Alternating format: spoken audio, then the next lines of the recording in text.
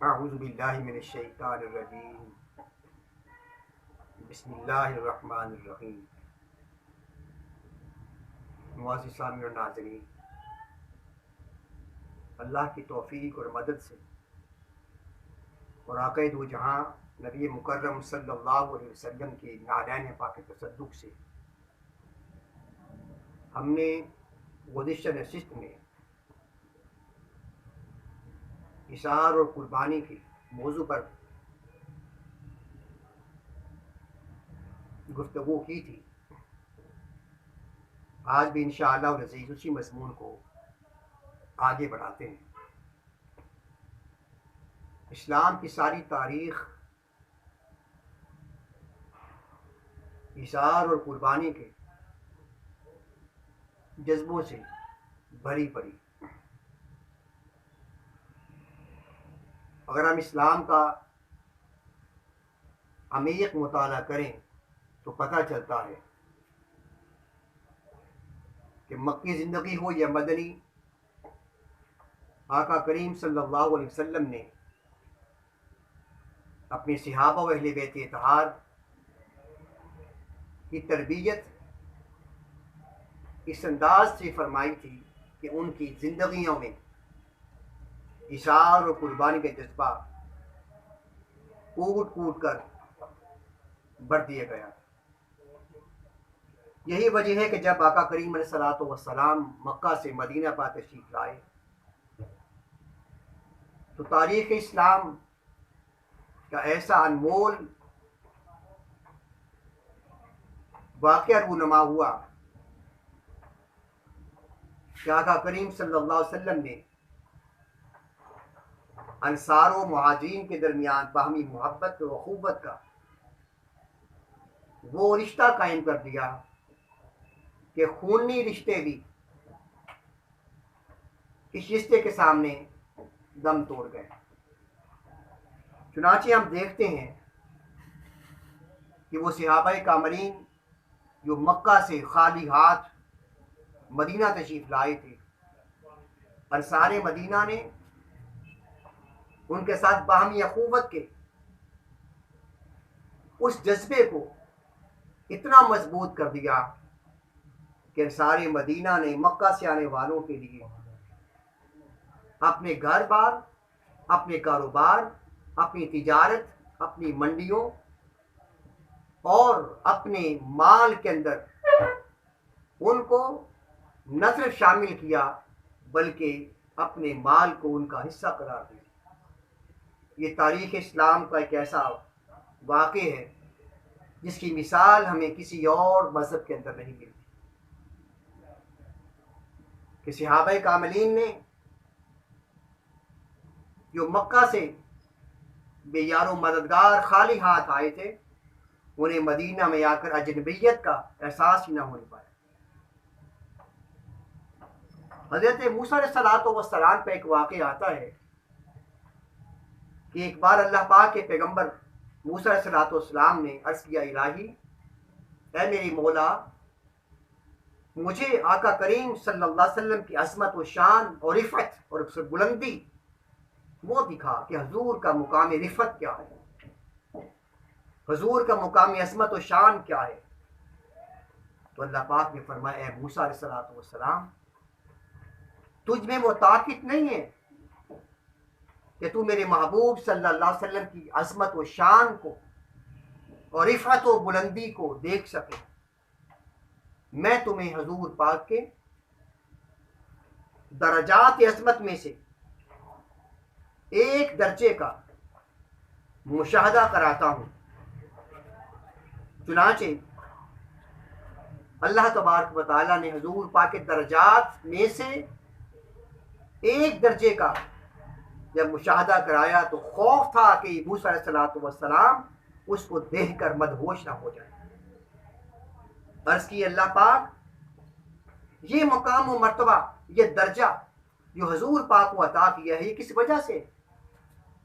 تو جواب آیا، اے موسیٰ علیہ السلام، یہ مقام اور یہ درجہ نبی مکرم صلی اللہ علیہ وسلم کے ایثار اور قربانی کی وجہ سے۔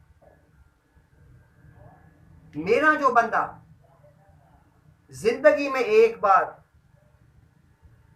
اشار کرتا ہے اور اپنی ضرورت پر دوسروں کو ترجیح دیتا ہے، اللہ سبحانہ و تعالی ارشاد فرماتا ہے، موسیٰ علیہ السلام مجھے اس کا مواخذہ کرتے ہوئے شرم آتی،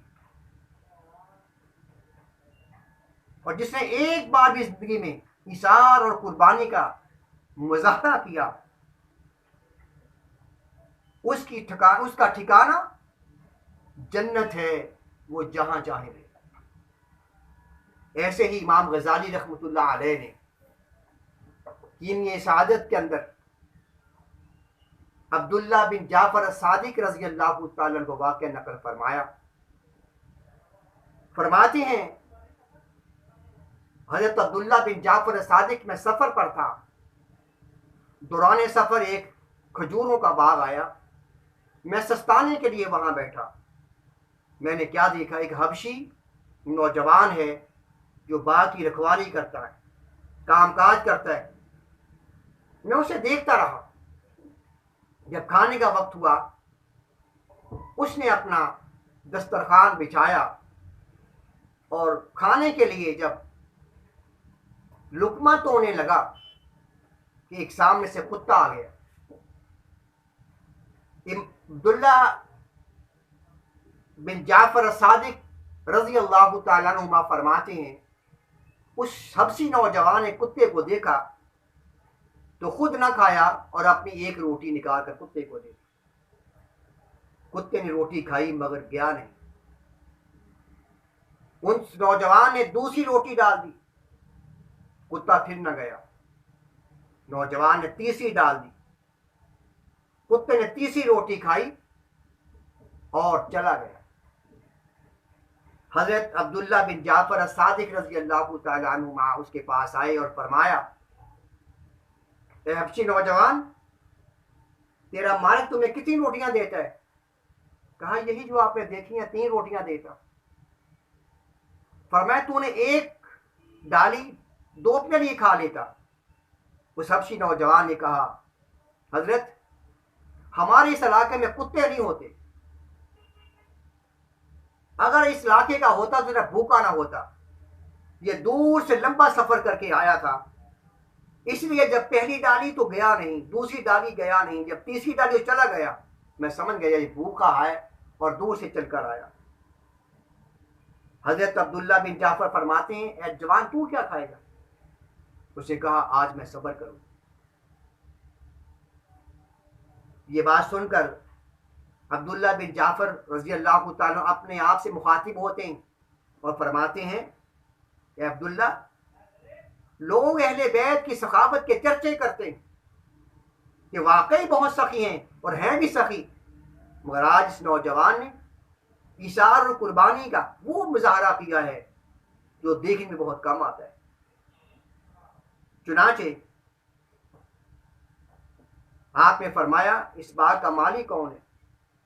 کہا فلاں شخص اس کا مالک ہے۔ عبداللہ بن جعفر الصادق رضی اللہ تعالیٰ عنہ کے پاس گئے اور فرمایا تو باغ کو بیچتا ہے؟ چنانچہ کہا ہاں لے لو۔ باغ کا سودا ہو گیا۔ فرمایا جو غلام ہے؟ کہا جب باغ نہیں رہا تو غلام بھی دے لو۔ عبداللہ بن جعفر الصادق رضی اللہ تعالیٰ باغ خریدا، غلام کو آزاد کیا اور اس نوجوان حبشی سے کہا یہ باغ بھی تیرا ہے اور تو بھی آزاد ہے، کہ تو نے ایثار اور قربانی کا ایسا مظاہرہ پیش کیا جو بہت کم دیکھنے میں آتا ہے۔ آپ نے دیکھا دوسروں کی خاطر اپنی پرواہ نہ کرنا اسلام کا ترہ امتیاز ہے، اور ہر دور میں ایسی مثالیں بہت تعداد مل جاتی ہیں۔ حضرت حسن انطاکی رحمۃ اللہ تعالی علیہ ایک نام ہے تصوف کی دنیا کے اندر، فرماتے ہیں میرے پاس 30 درویش آ گئے، کھانے کے لیے کھانا کم تھا، رات کو دسترخوان لگا دیا میں نے اور روٹیوں کے ٹکڑے کر کے رکھ دیے دسترخوان پر، اور تمام درویشوں سے کہا آؤ کھاؤ۔ جب سارے لوگ جمع ہو گئے تو حسن انطاکی رحمۃ اللہ فرماتے ہیں اپنے خادم سے کہ چراغ کو لے کر دوسری جگہ رکھ دو. وہ چراغ لے کر چلا گیا اور آپ نے فرمایا کھانا کھاؤ. جب سارے درویش کھانا کھانے لگ گئے, کھانا کھاتے رہے کھاتے رہے کھاتے رہے. جب آپ نے سمجھا کہ کھانا کھا لیا ہے تو خادم سے فرمایا چراغ لے کر آؤ. جب چراغ لے کر آئے تو کیا دیکھا کہ ساری روٹیوں ٹکڑے ویسے کے ویسے پڑے ہوئے تھے. ہر کوئی چاہتا تھا کہ میں بھوکا رہوں, دوسرا کھا لے, کھانا کم ہے. دوسرا کھا لے, میں بھوکا رہوں, کھانا کم ہے. مگر کسی نے بھی نہ کھایا. یہ وہ اثار و قربانی. تو اسلام ہمیں قدم قدم پر ایسی مثالیں وافر مقدار میں عطا کرتا ہے. حضرت حذیفہ بیان کرتے ہیں رضی اللہ تعالیٰ عنہ, جنگ تبوک ہو رہی تھی, جنگ ختم ہوئی, ہم زخمیوں کی تلاش میں نکلے. میں اپنے چچا زاد بھائی کی تلاش میں نکلا کہ وہ کہاں ہے. تلاش کرتے کرتے حذیفہ بیان کرتے ہیں رضی اللہ تعالیٰ عنہ کہ میں نے اپنے چچا زاد بھائی کو دیکھا زخمی حالت میں, خون سے لت پت ہے. میں نے کہا پانی پیو گے؟ کہا ہاں. جب میں نے پانی کا پیالہ اسے دیا تو ایک دوسری آواز آتی ہے, مجھے شدت کی پیاس ہے. میرے بھائی نے کہا اسے پانی پلا دو. جب میں اس کے پاس گیا تو وہ کون تھے؟ حشام بن عاص رضی اللہ تعالیٰ عنہ. وہ بھی شدت کے ساتھ پیاس محسوس کر رہے تھے اور جسم زخمی تھا. میرے بھائی نے اس کی طرف اشارہ کیا. جب میں پانی وہاں لے کر پہنچا تو حشام بن عاص نے کہا پہلے اپنے بھائی کو پانی پلا دو پھر مجھے پانی پلانا. جب میں اپنے بھائی کے پاس پہنچا تو وہ انتقال کر چکا تھا. جب میں حشام کے پاس آیا تو اس کی روح بھی نکل چکی تھی. دوستان محترم, تاریخ اسلام ان واقعہ سے بری پڑی ہے. آئیے آج بھی ہم اپنے غریبوں, یتیموں, بیواؤں, بے کسوں کو اثار و قربانی کا ساتھ وہ مظاہرہ کریں جو ہمارے اکابر اسلاف نے کیا تھا. اللہ سبحانہ و تعالی ہمیں جذبہ اثار و قربانی عطا فرمائے. بہت شکریہ. وما علینا الا البلاغ.